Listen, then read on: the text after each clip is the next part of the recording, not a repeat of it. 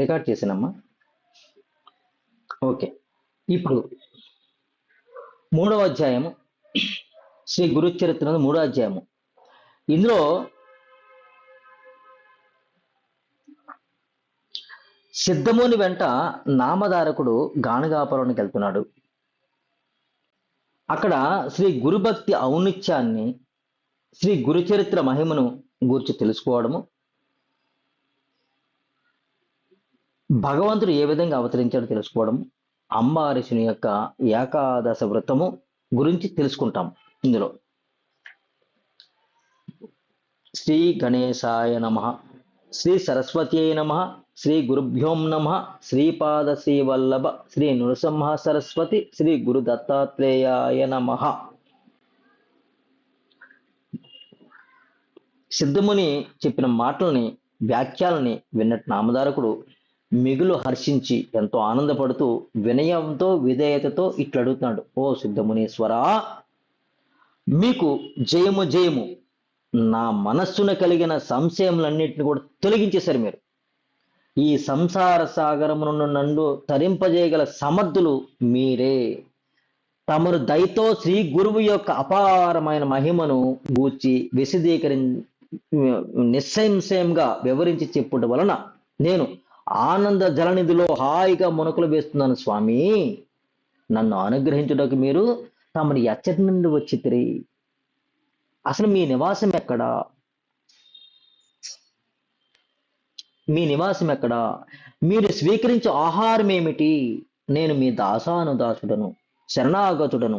నన్ను దయతో ఉద్ధరించండి స్వామి అని కోరితే సిద్ధముని యొక్క చరణాలపై తన శిరస్సును ఉంచి వినయంతో సాష్టాంగ వందనం చేసి అడిగాడట. అప్పుడు కృపానిదైన సిద్ధముని శిష్యుని లేవనెత్తి ఆప్యాయంగా కౌగిలించుకుని ఆశీర్వదించి తన యొక్క వృత్తాంతాన్ని ఈ విధంగా చెప్తున్నాడట. ఎక్కడెక్కడ శ్రీ గురువు ఉండునో అక్కడక్కడ మహత్వ భావముతో నేను ఉండేదను. శ్రీ గురుని చరణముల ఆశ్రయమే నా నివాస స్థానము. ఎక్కడైతే శ్రీ గురుడు ఉంటాడో అక్కడ మహత్యం ఉంటుందట. అక్కడ నేను ఉంటాను ఆయన, అదే నా నివాస స్థానం అని చెప్తాడు. నీ ఆహారం ఏమిటి అడిగేవుతావు కదా. నా ఆహారము నిరంతరం గురుస్మరణే నాకు ఆహారము. శ్రీ గురు చరిత్ర పఠనము, శ్రీ గురి మహిమ గానము నాకు అమృతపానము. దానిని నేను ఎల్లప్పుడూ కూడా సేవిస్తూ ఉంటాను నాయనా.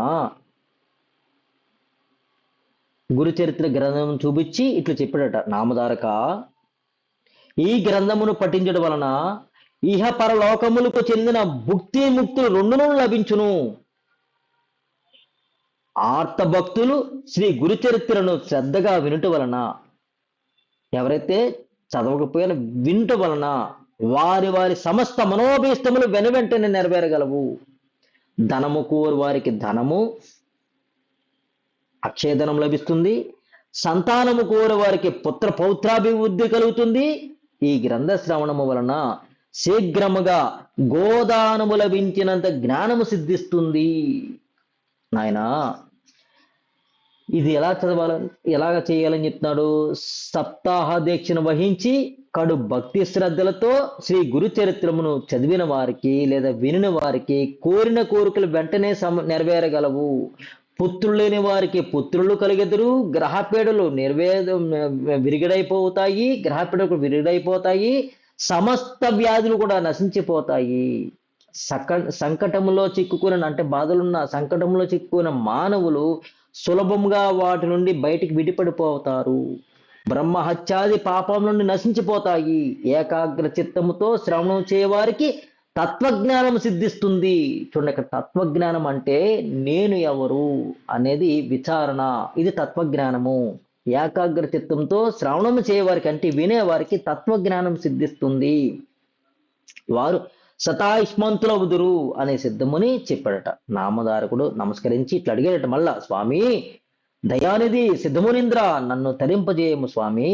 గురుస్వరూపమును నా ముందు సాక్షాత్కరించిన మీరు సాక్షాత్ జ్యోతి స్వరూపులే, స్వరూపాత్మకమైన పరబ్రహ్మ స్వరూపులే తప్ప మీరు వేరే ఒకరు కాదు. మీరు నాకు మీ ద్వారా గురు చరిత్రమును సాంగముగా వినవలసిందని కోరిక ఏర్పడుతుంది. దాహంతో పీడించబడుతున్న దారిని వెళ్తున్న నన్ను అమృత భాండము లభించినట్లుగా నాకు మీరు కలయిక లభించింది మహానుభావ. గురు మహిమను వినిపించి నా కన్న పుటములను సాధికము చేయము. అజ్ఞాన అంధకారంలో మునిగి కొట్టిమిట్టాడుతున్న ఈ దీనుని యందు దయతలచి జ్ఞాన ప్రకాశము అనుగ్రహించిన స్వామి, కృతజ్ఞులు చేయము స్వామి అని పదే పదే ప్రార్థించాడు నామధారకుడు సిద్ధముని మీద. తన యొక్క శరణుజొచ్చిన నామధారకుని ఎడల ప్రసన్న చిత్తుడైన సిద్ధముని అతనికి అభయం ఇచ్చాడట. వెంటనే అతని కుడి చేతితో పట్టుకుని తన స్వస్థానము తీసుకెళ్ళాడట. అది అమరజ భీమా నది సంగమం. ఎక్కడ తీసుకెళ్ళాడు? అమరజ భీమా నది సంగమం తీసుకెళ్ళాడు. ఎక్కడ? గానగాపురంలో. అచ్చట జ్ఞాన మార్గముకు సోపానం వంటిది. ఎందుకు అక్కడ తీసుకొచ్చాడట? జ్ఞాన మార్గానికి సోపానం వంటిది. అంటే జ్ఞానము ఉచితంగా అందాలంటే గానగాపురంలోనే. గానగాపురంలో ఎక్కడట? భీమ అమరజ నది సంగమ స్థానము. భీమ అమరజ నది సంగమ స్థానము జ్ఞాన మార్గానికి ఈజీగా దొరికే స్థలం అటది. సాక్షాత్గా కల్పభూపరమే అక్కడ దివ్య అశ్వద్ధ వృక్షంగా ఉందట. అశ్వద్ధ వృక్షము రావి చెట్టు. సంగమ స్థానంలో ఒక రావి చెట్టు ఉంటుంది, దాని పేరు అశ్వద్ధ వృక్షము. దాని కింద కూర్చోబెట్టి నామధారకంతో సిద్ధముని తాను ఈ విధంగా జ్ఞానోపదేశం చేస్తున్నాడు. ఏ విధంగా? నామధారక, ఈ అశ్వద్ధ వృక్షము జ్ఞానప్రదమైనది. దీని సమీపమున చేసిన జ్ఞాన విచారణ వెను వెంటనే సిద్ధింపగలదు. ఓ ఈ శిష్యుడా, సావధానంగా వినుము. నీవు గురుసేవ రహస్యమును గుర్తించవైతివి, అందువలనే నీకు ఇతి బాధలు చీకు చింత కలుగుతున్నవి. నీకు గురుసేవ రహస్యమును గుర్తించవైతివి అంటే గుర్తించలే సరిగా నువ్వు. అందువలనే గురుసేవను ఎలా చేయాలో నీకు తెలియలేదు, మర్చిపోయావు నువ్వు. అందుకని నీకు అసలు జ్ఞానం లేదు. అందువలన నీకు ఇతి బాధలు చేకు చింత కలుగుతున్నవి. గురుమూర్తిని గుర్తించడం కష్ట సాధ్యము, అటులే గురుదాస్యం కూడా చాలా సులభ సాధ్యము. గురుమూర్తిని గుర్తించడం కష్ట సాధ్యమట. అదే విధంగా గురుదాస్యం కూడా సులభ సాధ్యము కాదు. అందువలన మన ఆచరణ నిష్కపటంగా ఉండవలను, దృఢమైన భక్తిని కలిగి ఉండవలను. గురువుని దర్శించాలన్నా, వారికి సేవ చేయాలన్నా అంత సులభమేమీ కాదు. చాలా కఠోరమైన దీక్ష. అందుకు ఏ ఉండాలట? నీలో దృఢమైన నిశ్చయం ఉండాలట, దృఢమైన భక్తి కలిగి ఉండాలట. ఇంకా నువ్వు ఎలా ఉండాలట? నిష్కపటముగా అంటే కపటం లేని వ్యక్తిగా ఉండాలి. కపటం లేనంటే లోభత్వము లేకుండా ఉండాలి, మోసపూరితమైన ఆలోచన లేకుండా ఉండాలి, నేను అని అహంకారం లేకుండా ఉండాలి, నేను నాది అహంకారం మమకారాలు లేకుండా ఉండాలి. ఇది నిష్కపటము. నిష్కపటంగా ఉండాలట. అప్పుడు కానీ గురుమూర్తి నిజంగా చూడలేవు. గురుమూర్తిని అప్పటి వరకు ఎలా చూస్తావట? దేహపరంగానే చూస్తావు, నామపరంగానే చూస్తావు. అప్పుడు నీవు చూసే దృష్టికి గురువు నీకు ఎలా కనబడతాడట? గురువు గారి గుణగణాలు కనబడుతుంటాడు నీకు. గురువు గారు ఎలా కూర్చుంటున్నాడు, గురువు గారు ఎలా మాట్లాడుతున్నాడు, గురువు గారు ఏం తింటున్నాడు, గురువు గారి బుద్ధి ఎలా ఉంటుంది, గురువు గారు ఎలా నిద్రవుతుంటాడు, గురువు గారికి ఏ అలవాట్లు ఉన్నాయి, గురువు గారు మంచివారా, గురువు గారు చెడ్డవారా, ఇట్లా ఆలోచిస్తుంటాను. ఎందుకంటే నీ బుద్ధి అలా ఉంది కాబట్టి నీ కపట బుద్ధి లేకుండా నిష్కపటిగా ఉండాలి. నువ్వు నిష్కపటంగా ఉంటే నీకు గురువుని స్వయంగా దర్శించగలవు. నువ్వు గురువు ఎవరు? పరబ్రహ్మ స్వరూపము. గురువు దేహం కాదు, గురువు నామం కాదు, గురువు పరబ్రహ్మ స్వరూపము. గురువు యొక్క పరబ్రహ్మ స్వరూపాన్ని ఎలా చూడగలవట? నువ్వు ఆ స్థితిలో ఉండగలిగితే, నువ్వు ఆ స్థితి అంటే నీకు నిష్కపటిగా ఉండాలి, నువ్వు నిర్వహంకారిగా ఉండాలి, నువ్వు అహంకార రహితంగా ఉండాలి, నువ్వు కడు భక్తి శ్రద్ధలతో ఉండాలి నువ్వు. అప్పుడు నీకు గురువు యొక్క నిజ దర్శనం లభిస్తుంది నామధారక. అలా నువ్వు దర్శించడం రాకే నీకు ఇతి బాధలు ఉన్నాయి, చీకు చింత ఉన్నాయి.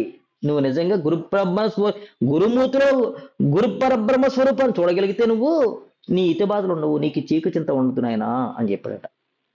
సిద్ధముని మాట వినని నామధారకుడు మిగులు సంతోషించి పదే పదే నమస్కరిస్తూ దీనమదునుడై ఇట్లా ప్రార్థించను. నేను సంసార సాగరముల మూలిగి ఉంటిని, తాపత్రయములను అనే బురదలో చిక్కుకుని ఉంటిని. కామ క్రోధ లోభ మోహ మదమత్సరులైన జరచరాలను నన్ను కొరికి, చూడండి, కామ క్రోధ లోభ మోహ మదమత్సరులైన జరచరాలు నన్ను కొరికి కొరికి భక్షిస్తున్నాయి.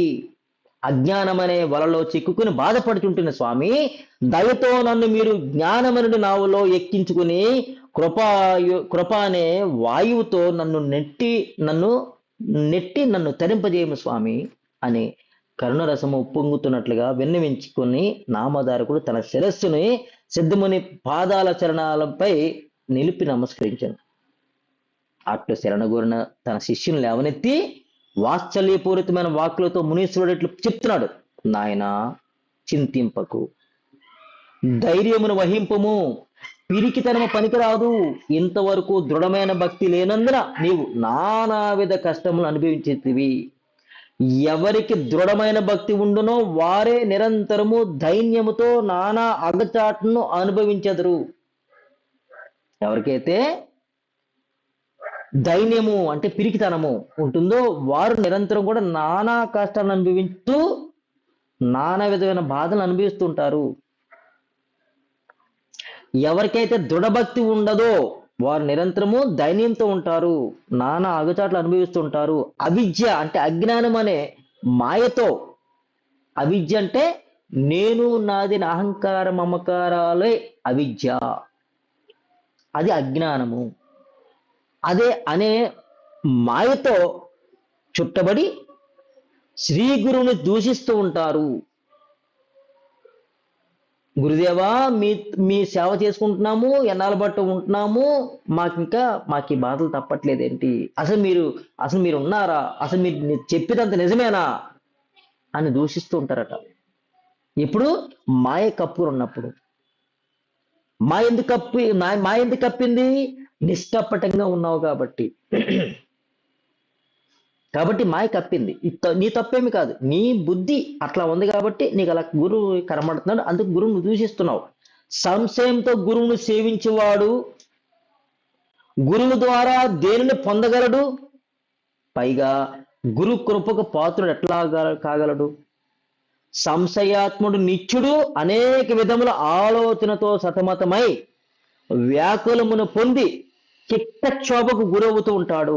తద్వారా మానసిక శాంతికి దూరం అవుతాడు, కనుమరుగవుతాడు. ఫలితంగా అతని జీవనము దుఃఖమయమవుతుంది. కావున సంశయమును పూర్తిగా వదిలిపెట్టి త్రికరణ శుద్ధితో సేవించే వారిని కృపాసాగరుడైన శ్రీ గురుమూర్తి అపారంగా అనుగ్రహించును. శ్రీ గురుడు సహజముగా కరుణా సింధువు. నీ అంతఃకరణమున శ్రీ గురు పాద ద్వంద్వమును నిశ్చలంగా నిలుపుకొని ఆ గురువు నీకు సర్వస్వును ప్రసాదించును. ఎప్పుడైతే గురు పాదాన్ని నిస్సంకోచంగా నీ హృదయంలో నిలుపుకుంటావో అప్పుడు నీకు సర్వస్వము ప్రసాదిస్తాడు గురువు. అఖిల విశ్వమునికే ఆయన స్వామి, ఆయన ప్రభువు, జగద్గురువు, దాత, జ్ఞాన ప్రదాత శ్రీ గురుడు. గురుము ఎలాంటి వాడట? మేఘము వంటి వాడు. మేఘము అన్ని చోట్ల సమానంగానే వర్షిస్తుంది, కానీ ఎత్తైన ప్రదేశమునందు నీరు నిలవదు. గురువు ఎలాంటి వాడట? మేఘము లాంటి వాడట. మేఘము అన్ని చోట్ల సమానంగానే వర్షిస్తుందట భూమి మీదకి, కానీ ఎక్కడైతే ఎత్తైన ప్రదేశం ఉంటుందో ఆ ప్రదేశంలో నీళ్ళు నిలబడి జారిపోతుంది, నీరు నిలవదు. పల్లపు చోట్ల యందు మాత్రం నీరు నిలిచి ఉంటుంది. అటులే ఎవరైతే నిశ్చల భక్తి కలిగి ఎవరైతే వారి హృదయాల్లో గురువుని ప్రతిష్ఠింపజేసుకుని ఉంటారో అది పల్లపు చోటట. ఇక దాంభికము భక్తి కలిగిన వారి హృదయము ఎత్తుగా ఉంటుందట. దాంభికము, గురువు అంటే మాకు గొప్పవాడు, గురువు మాట వింటాము, గురువుని సేవిస్తాము, గురువుని ఆరాధిస్తాము, గురువుకి ఏ సేవ అయితే ఆ సేవ చేసుకుంటాము అని నిరంతరం చెప్పుకొని తిరుగుతుంటారు. వీళ్ళందరూ డాంబికలట. గురువు అట్ట అంటవారు, ఇట్ట అంటవారు పోడుతూ ఉంటారు. వీరందరూ డాంబికలట. లోపల ఏముండదు, అది పైకి అందరికీ చెప్పుకోవడానికి, చూపించుకోవడానికి భక్తి, ఇంత భక్తి పరులు అని చెప్పుకునే వాళ్ళందరూ డాంబికలు అనమాట. అలాంటి వారి హృదయాలు ఎలా ఉంటాయట, ఎత్తుగా ఉంటాయట. పర్వతం ఆ మేఘం వర్షించినప్పుడు అక్కడ చినుకొండ జారిపోతుంది కిందకి. అంటే అక్కడ అట్లాంటి వారి హృదయాల్లో భగవంతుడు ఉండడు, గురు స్వరూపం ఉండదని చెప్తున్నారు ఇక్కడ. కాబట్టి అత్తట కురిసిన ఎత్తైన ప్రదేశంలో ఉండదు, అక్కడ కురిసిన చినుకు శ్రీ గురుబోధామృతం అనే వర్షము నిలవజాలదు. నిజానికి నిజమైన భక్తి దృఢముగా నుండుటచే పల్లపు ప్రదేశం పల్లపు ప్రదేశం వలె శ్రీ గురుబోధామృత వర్షము నిలవగా నిలుచును. ఎక్కడైతే పల్లం ఉందో అక్కడ నీళ్ళు నిలబడిపోతుంది, నిలబడిపోయి నిశ్చలంగా ఉంటుంది, ఇంకెక్కడికి పారిపోదు, ఎండకి ఎండిపోలము తప్ప. కానీ ఎండ ఉన్న వెంటనే వర్షం వచ్చి జారిపోతుంటది, అక్కడ నీళ్లు నిలబడుతుంది. అలాగే ఎవరి హృదయంలో అయితే నిష్కపటం లేకుండా గురువుని సేవిస్తూ ఉంటారో వారి దగ్గర గురువు ఉంటాడట. ఎవరి దగ్గర అయితే గురువు ఉంటాడో అక్కడ గురువు వెనకాల ఎవరు వస్తారు? 33 కోట్ల దేవతా సమూహం ఇక్కడికి వచ్చేస్తుంది. ఇంకా మళ్ళీ మన 33 కోట్ల దేవతా స్వరూపాలని పూజ చేయవలసిన లేదని చెప్తున్నారు ఇక్కడ. కాబట్టి అట్టి వారిని గురుమూర్తి గుర్తించి తన హస్తమస్తక సంయోగముచే అనుగ్రహ చింతన మాత్రముననే అతనికి ఈ ప్రపంచమంతయును పరబ్రహ్మము కనబడినట్టు, పరబ్రహ్మమై కనబడుతుందట. అలాంటి వారికి గురువును మరి యొక్క దానితో సరిపోల్చలేము. ఎందుకనగా కల్పతరువు కామధేనువు కోరిన వాటిని మాత్రమే ప్రసాదిస్తాయట. కల్పతరువు కామధేనువు ఏదైతే మనం కోరతామో అదే ప్రసాదిస్తాయి. కానీ గురుదేవుడిని ఆశ్రయించిన వారికి కావలసిన సమస్తమును ప్రసాదించడానికి సమర్థుడు, సర్వసమర్థుడు గురుదేవుడు. శృతి స్మృతులన్నీ కూడా శ్రీ గురుడు పరబ్రహ్మయేనని వర్ణించి చెప్తున్నాయి. అతని మహిమను మిగులు విస్తారముగా ప్రతిపాదించినవి. కావున సందేహములను వదిలివేసి దృఢ నిశ్చయముతో శ్రీ గురు పాదా పద్మములను ధ్యానించి కృతార్థుడు అగుము నాయనా అని ఉపదేశించాడు సిద్ధముని నామధారకుడితో. అనంతరము నామధారకుడు ముకులిత హస్తుడై సిద్ధమునికి నమస్కరించి వినయ విధేయతలతో, ఓ శ్రీ గురుదేవ సిద్ధయోగీశ్వర కృపాసాగర, నేను మీ చరణ సేవకుడను, మీరే నాకు స్వామి. మీ ఉపదేశామృతం వలన నా మనసు నిర్మలమైనది, నా విన్నపమును వినుడు. శ్రీ గురు చరిత్రను వినవలనని కోరిక నాలో బలీయంగా ఉంది, నా మనసు ఎంతగా ఒబలాట పడుతుంది. శ్రీ గురుడు త్రిమూర్తి స్వరూపుడని చెప్పి ఉంటుంది. అయితే దత్తాత్రేయుడు మనుష్యునులో ఎందుకు అవతరించాడు స్వామి? అందుకు గల కారణం ఏమిటి? విశదంగా వివరించి చెప్పగలరని అతని పాదములను గట్టిగా పట్టుకున్నాడట నామధారకుడు. అప్పుడు యోగేంద్రుడు ఇట్లా చెప్తున్నాడట, వత్సా, నీవు నా బోధ అమృత సాగరమునకు పూర్ణ చంద్రుని వంటి వాడు నాయనా. మనసుకు ఎంతో గొప్ప ఆహ్లాదమును కలిగించుచుంటివి. నీ గురుదాస్యత్వమును ఫలించి నీకు మహాసుఖము లభించుగాక. నీవు గురు చరిత్రను గూర్చి ప్రశ్నించితివి, నేను లోకమంతటా తిరిగి చూచితిని, కానీ గురు చరిత్రను గూర్చి చెప్పమని ఎవ్వరు కోరిన వారు ఇప్పటి వరకు నా ఎదురుగా రాలేదు, ఎదురు పడలేదు. గురు చరిత్ర గురించి ఎవరు అడగరు. గురువు నుంచి ఏదైతే కావాలో కోరుకోవడానికి వెళ్తారు కావాలంటే. కాబట్టి గురు చరిత్ర ఎవరు కూడా అడగలేదు ఇప్పుడు వచ్చి నాకు. అట్టి జిజ్ఞాసు కలిగిన వ్యక్తిగా నిన్ను మాత్రమే నేను చూడగలుగుతున్నాయనా. నీ వలన పవిత్రమైన గురు చరిత్రను స్మరించి చెప్పగలిగే భాగ్యము నాకు బ్రహ్మానుభవమును పొందగలవు. ఎవరైతే ఏ పరముల యందు సౌఖ్యమును పొందగలుగు సమర్థులో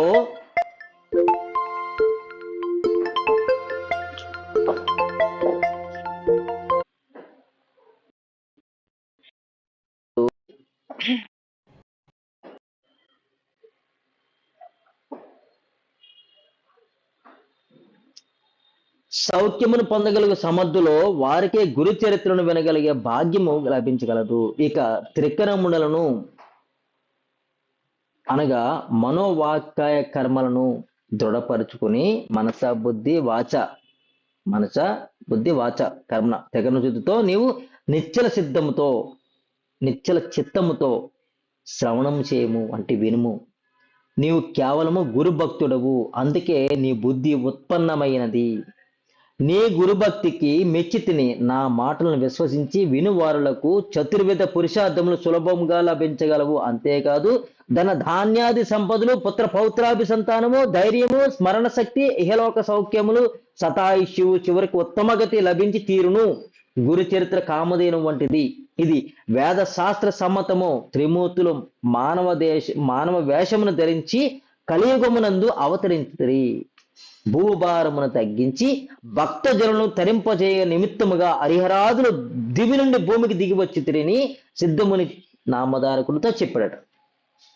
నామధారకుడు ఈ విధంగా అడుగుతాడు, మహాత్మా త్రిమూర్తులకు ఎందుకు మానవ దేహం ధరింపవలసిన అవసరం వచ్చిందో వివరింపవలని కోరుకున్నాడట. అంటే త్రిమూర్తులే మానవ దేహంతో గురు రూపంలో వస్తారట.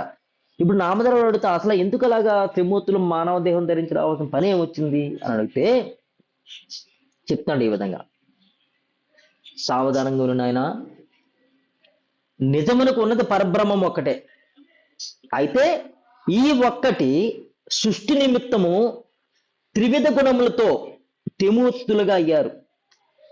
త్రివిధ గుణములు, ఉన్నది సత్యం ఒకటే, ఉన్నది పరబ్రహ్మం ఒకటే, ఉన్నది ఒకటే, కానీ సృష్టి చేయడానికి, సృష్టి క్రమాన్ని ముందు నడిపించడానికి త్రివిధ గుణములతో త్రిమూర్తులే అయ్యారట.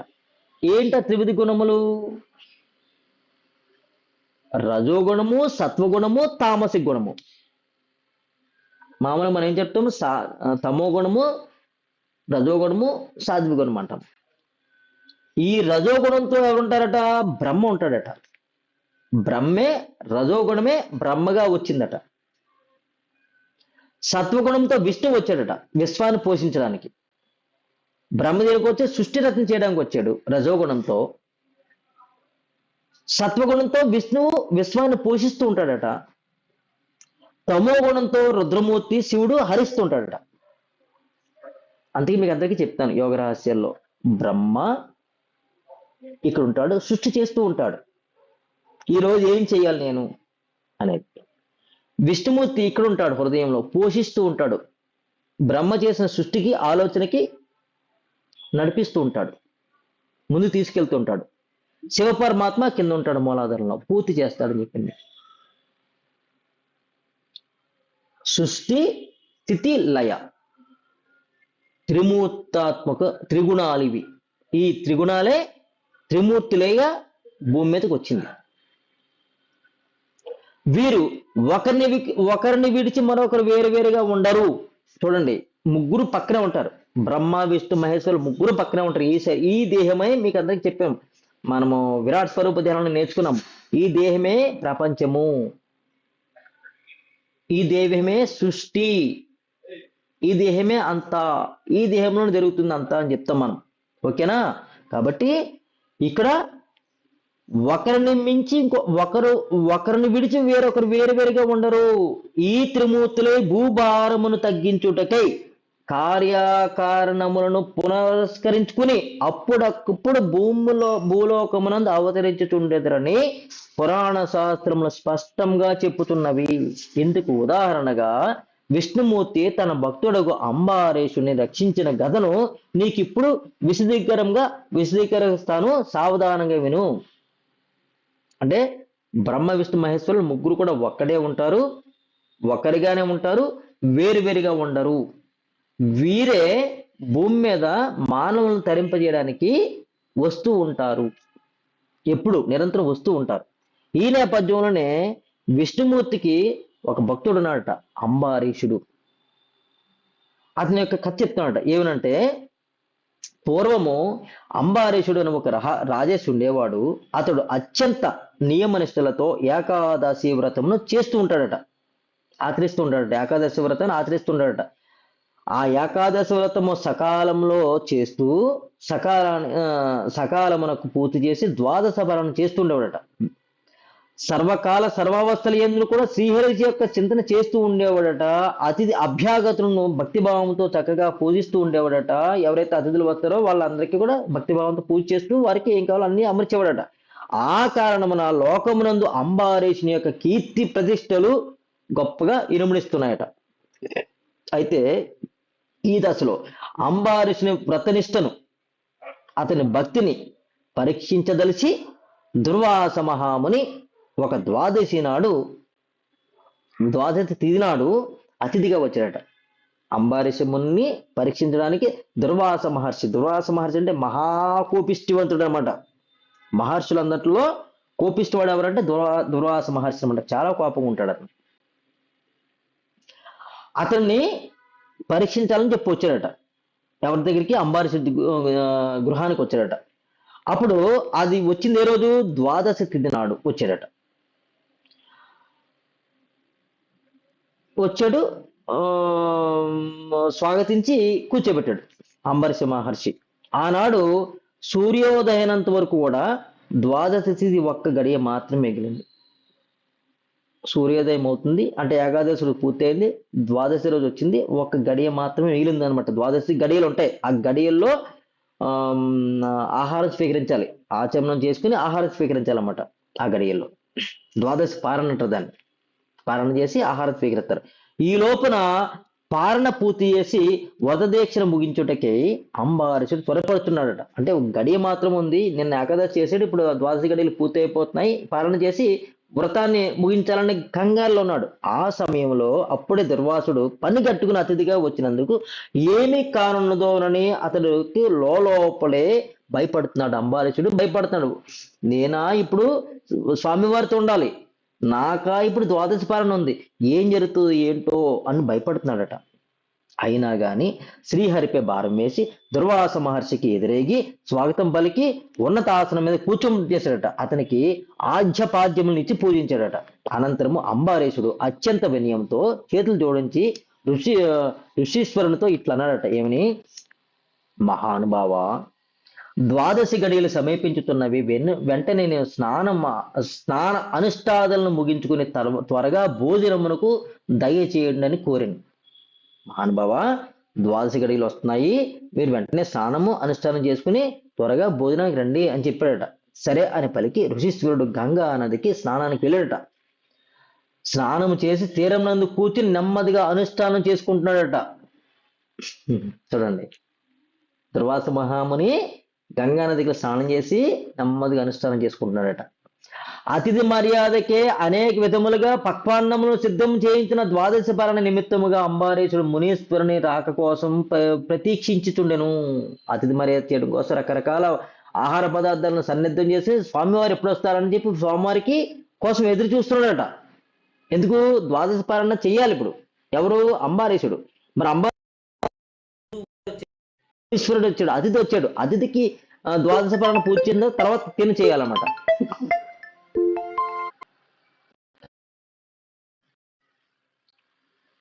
ఎదురు చూస్తానమాట. ఇంతలో పారణం చేయు గడియ ముగి వస్తుంది. వ్రతభంగమ కలుగుతుంది. వీటితో అంటే కంగారుతో, భయంతో శ్రీ రాజర్షి జనుల అంటే గురుగారితో పాటు ఇంకా శిష్యులు ఉంటారు కదా, వీళ్ళందరూ గురుజనుల అనుమతితో దైవతీర్థమును మాత్రమే స్వీకరించి, అంటే గురుగారి యొక్క శిష్యులు ఇక్కడ ఉన్నారు, ఇంకా గురుమూర్తులు కూడా ఇక్కడ ఉన్నారు, ఈ అంబారీష యొక్క గురువులు ఉంటారు కదా, వాళ్ళందరూ కూడా అక్కడ ఉన్నారు. వారి యొక్క అనుమతితో, దుర్వాస మహర్షి ఇంకా రాలేదు, గురుజనుల యొక్క అనుమతితో ద్వాదశి పాలన తీసుకున్నాడట. తీర్థాన్ని తీసుకుని ద్వాదశి పాలన పూర్తి చేశాడట.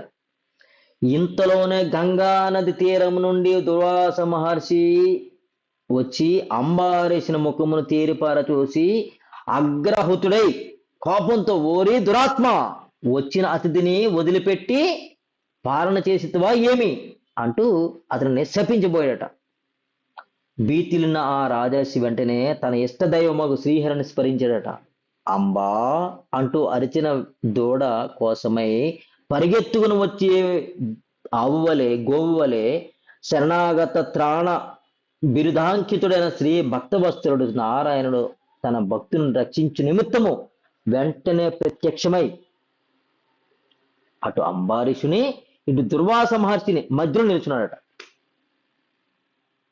శపించబోతున్నాడు దుర్వాస మహర్షి కోపంతో, ఇతను స్మరించాడు. నారాయణుడు స్వయంగా వచ్చి ప్రత్యక్షమైపోయాడు ఇద్దరి మధ్యలోకి. అంతలోనే ఆ మహర్షి, నీవు అన్ని యోనులలో జన్మింతువు గాక. ఏం శపించాడు? నువ్వు అన్ని యోనులలో జన్మింతువు గాక అని రాజర్షి అంబారీషుని శపించాడు. రాజర్షి అంబారీషుని శపించాడు. అంబారీషుడు అప్పుడే వచ్చి తన ముందు నిలిచిన భక్త పరాధీనుడైన భగవాను యొక్క చరణ కమలములను సాగిలపడి పట్టుకున్నాడు. విష్ణుమూర్తి పాదాలపై పడ్డాడు అంబారీషుడు. అప్పుడు విష్ణుమూర్తి దుర్వాసునితో అన్నాడు, మహర్షి శాంతించము, నీవు నా భక్తుని మన్నించి రక్షించుము. నీవు ఇతనికి ఇచ్చిన శాపమును నేను స్వీకరించి అనుభవించదును, అందుకు సమ్మతించనని కోరుకుని. చూడండి, గురువు అంటే ఎలాంటి వాడు? సాక్షాత్ పరబ్రహ్మ స్వరూపము విష్ణుమూర్తి వచ్చి దుర్వాస మహర్షికి నమస్కారం చేసి, వీడు నా భక్తుడు, వీడిని శపించారు, వీడి బదులు మీ యొక్క శాపాన్ని నేను అనుభవిస్తాను, అందుకు మీరు అంగీకరించాలి అని కోరుకున్నాడట. చూడండి ఎంత గొప్ప విశేషమో. గురువు అంటే ఎంత గొప్పవాడో. గురువు కోపగిస్తే ఏం జరుగుతుంది? దేవుడు కూడా మార్చలేడు. అందునిమిత్తం మార్చలేడు కాబట్టి ఆ గురువునే శరణాగతి పొందాడు పరబ్రహ్మ స్వరూపం విష్ణుమూర్తి. నీవు నా భక్తుడికి ఇచ్చిన శాపాన్ని నేను అనుభవిస్తాను, అందుకు మీరు అంగీకరించాలి అని. మహాజ్ఞాని అయిన దుర్వాస మహర్షి కూడా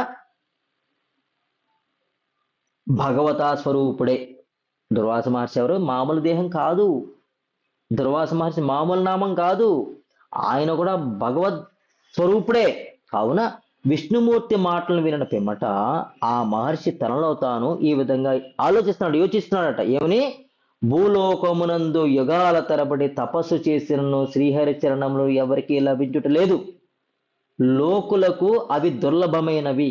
కావున భూభారమును హరించి భక్తజనులను తరింపజేయటకు గాను లక్ష్మీ సమేతుడైన నారాయణమూర్తి అవతరించి ఈ ధరాతలముపై నడియాడుటకు నా శాపము కారణము కాగలదని నిర్ణయించుకుని ఆ నారాయణ స్వరూపుడే భూభారాన్ని తగ్గించడం కోసము, భక్తజనులను తరింపజేయడం కోసము, వారిని అనుగ్రహించడం కోసము భూమి మీదకి రావాల్సిన సమయం ఆసన్నమైందేమో, అందుకోసం నా శాపం ఈ విధంగా పనవుతుందేమో అని నిశ్చయించుకుని అటు పిమ్మట దుర్వాస మహర్షి విష్ణుమూర్తిని ఉద్దేశించి తన్ను, విష్ణుదేవా, భూలోకమునందుల పలు ప్రదేశముల యందు పలుమార్లు ప్రసిద్ధమైన అవతారమును స్వీకరించి, ఏమన్నాడు? భూలోకములందలి పలు ప్రదేశములందు 10 ఆకారములు 10 మార్లు ప్రసిద్ధమైన దశావతారములను స్వీకరించి అవతరించము. దశావతారాలు ఇక్కడ వచ్చాయి. ఈ విధంగా దుర్వాస మహర్షి యొక్క శాపం వల్ల రాజర్షి అయిన అంబారీషుడికి ఇచ్చిన శాపాన్ని ఈయన తీసుకుంటానని చెప్పిన తర్వాత భూలోకాన్ని ఉద్ధరించడం కోసము, వారిని అనుగ్రహించడం కోసము ఇది జరగబోతుందేమో నా శాపము అని విష్ణుమూర్తి చెప్పాడు. నువ్వు పలు ప్రాంతాల్లో పలు రూపాలతో, నువ్వు దశావతారాలతో, అంటే దశావతారాలు అంటే 10 రూపాలతో నువ్వు స్వీకరించు, అవతరించు భూమి మీదకి అని చెప్పాడు. పరబ్రహ్మమైన నీవు సహజముగానే విశ్వామిత్రుడవు, అనగా విశ్వమునకు మిత్రుడవు. స్థూలమునందు స్థూలముగాను, సూక్ష్మమునందు సూక్ష్మముగాను నీవే అలరారుతుందువు. కాబట్టి దుష్ట శిక్ష రక్షణ కొరకే దుర్వాసుని శాపమును జగత్కీర్తి అయిన శ్రీ నారాయణమూర్తి అంగీకరించి అంతర్ధానమయ్యాడు. నువ్వు విశ్వానికి మిత్రుడవు, స్థూలంలో స్థూలంగా ఉంటావు, సూక్ష్మంగా ఉంటావు. కాబట్టి నీవే గనుడవు తండ్రి. నీవు పలుమార్లు దశావతారాలుగా భూమి మీదకి వచ్చి నువ్వేమి కార్యం చేయాలనుకున్నావు ఆ కార్యం చేసి అని చెప్పాడు. ఆ విధంగా నామధారకునికి సిద్ధముని చెప్తే నామధారకు అడుగుతానట. నామధారక చెప్తాను సిద్ధముని. నామధారక ఈ కారణమును పురస్కరించుకుని శ్రీ మహావిష్ణువు మత్స్య కూర్మ వరాహాది నానావిధ యోనులకు సంబంధించిన దశావతారమూర్తులను ఎత్తవలసి వచ్చింది. దశావతారాలను ఎత్తాడట. అనంత రూపములు గల నారాయణుడు కార్యకారణములను స్వీకరించి భక్తజనులను ఉద్ధరించి నిమిత్తము దశావతారములే కాదు అనంత అవతారములను ఎత్తుచుండును. దశావతారాలే కాదు, ఇంకా అనంత అవతారాలు ఎత్తుతూ ఉంటాడు. ఎవరి కోసము? భక్తజనులను ఉద్ధరించడం కోసము. ఇట్టి అవతారాలను గూర్చి మహాభాగవతమునందు విస్తారముగా వర్ణించబడింది. మహాభాగవతంలో పరమాత్మ దశావతారాలు అనుకుంటున్నామో, ఇంకా ఎన్ని అవతారాలు ఎత్తాడో, చాలా అవతారాలు ఎత్తాడు. అలాంటి అవతారాల గురించి వర్ణింపబడింది మహాభారతంలో, మహాభాగవతంలో. కాబట్టి అందులో కొన్ని గొప్పములుగా ఉండును, అందులో కొన్ని చాలా రహస్యంగా ఉన్నాయట, మరికొన్ని ప్రకటనమై ఉన్నాయి, ప్రకటనములుగా ప్రసిద్ధి కలిగి ఉన్నవి. అట్టి అవతార రహస్యములను బ్రహ్మజ్ఞానులు మాత్రమే తెలుసుకోగలుగుతారు. కానీ మూడు జనులు ఎంత మాత్రమో తెలుసుకోలేరు, గ్రహించదాలరు. నామధారక, ఇప్పుడు నీకొక వినోదమును కలిగించడు విచిత్రమైన భగవంతుని అవతార కథను చెప్పేదని. అత్రి అను మహర్షికి అనసూయ అని పేరు గల నామము గల పతివ్రతాశ్రముడి భార్యగా ఉండెను. అత్రి అనే మహర్షికి అనసూయ అనే భార్య ఉంది అని సిద్ధముని చెప్పాను. సిద్ధముని మాటలకు అత్యురుని నామధారకు వెంటనే ప్రశ్నిస్తున్నాడు. మహాత్మా, అట్టి వినోదాత్మకమైన కథను పూర్తిగా వివరించి చెప్పగలరు మీరు? త్రిమూర్తులు కపట వేషముతో వారి ఇంటికి ఎలా వచ్చితిరి?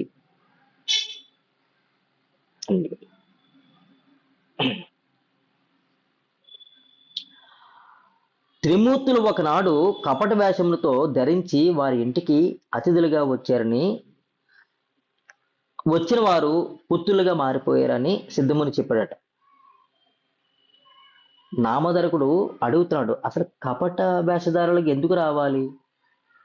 అసలు అత్రి మహర్షి ఎవరు? అనసూయ మాత ఎవరు? త్రిమూర్తులు ఎందుకు వచ్చారు వీరింటికి? అసలు కపట వేషంతో ఎందుకు రావాలి త్రిమూర్తులు? వివరించవలసిందిగా ప్రార్థించినట్టు. సిద్ధముని అడిగితే, సిద్ధముని మాటలు ప్రశ్నిస్తే ఏ విధంగా ప్రశ్నించాడు? మహాత్మా, అట్టి వినోదాత్మకమైన కథను పూర్తిగా వివరించిన. మామూలు చిన్నగా చెప్పొద్దు, నాకు చిన్నగా చెప్పేశాడు ఇక్కడ. ఆ చిన్నగా చెప్పింది చిన్నగా చెప్పొద్దు, నాకు దీర్ఘంగా చెప్పండి, ఇంకా అర్థమయ్యే విధంగా చెప్పండి అని అడుగుతున్నాడట. త్రిమూర్తులు కపట వేషంతో వారి ఇంటికి ఎందుకు వచ్చారు? అసలు ఆమె పుత్రులుగా మారడానికి కారణం ఏమిటి? అత్రి మహర్షి ఎవరు? అసలు ఆయన ఎవరి వలన జన్మించారు? ఇందుకు సంబంధించిన పూర్తి కథా వృత్తాంతమును సవిస్తారముగా చెప్పవలసిందే ప్రార్థిస్తే, తర్వాత కథ శ్రవణం చేయుటకు అత్యంత మనోహరంగా ఉంటుంది. ఇప్పుడు ఈ కథనే మనం రేపు తెలుసుకుందాం. ఇది చాలా అత్యంత మనోహరంగా ఉంటుంది. దీనిని చదివిన వారు కానీ, దీనిని వినిన వారు కానీ సమస్త మనోభీష్టములు పొందిదరట అని శ్రీ సరస్వతి గంగాధరుడు శ్రీ గురు చరిత్రమును లోకమునకు ప్రకాశింపజేసెను. ఇది శ్రీ గంగాధర సరస్వతి విరచితమగు సిద్ధ నామధారక సంవాదాత్మకమైన పరమ కథా కల్పతరువగు శ్రీ గురు చరితామృతమునందరి శ్రీ నృసింహ సరస్వతి ఉపాఖ్యానమున జ్ఞానకాండమునందు అంబారీష వ్రత నిరూపణము అను 3వ అధ్యాయము సమాప్తము. జై గురుదత్త, జై జై గురుదత్త. దిగంబర దిగంబర శ్రీపాదవల్లభ దిగంబర, దిగంబర దిగంబర అవధూత చింతన దిగంబర, దిగంబర దిగంబర శ్రీపాదవల్లభ దిగంబర, దిగంబర దిగంబర అవధూత చింతన దిగంబర, దిగంబర దిగంబర శ్రీపాదవల్లభ దిగంబర, దిగంబర దిగంబర అవధూత చింతన దిగంబర. ఇప్పుడు గురుచరుడు దత్తాత్రేయ స్వామి వారు ఆవిర్భావం మొదలవుతుంది. రేపటి రోజు నుంచి మనం తెలుసుకుందాం. హరే కృష్ణ.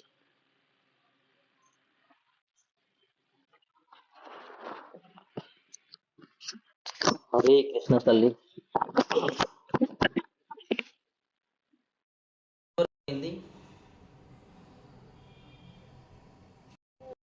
ఉంది కదండి క్లాస్. ఎంతవరకు అర్థమైందమ్మా?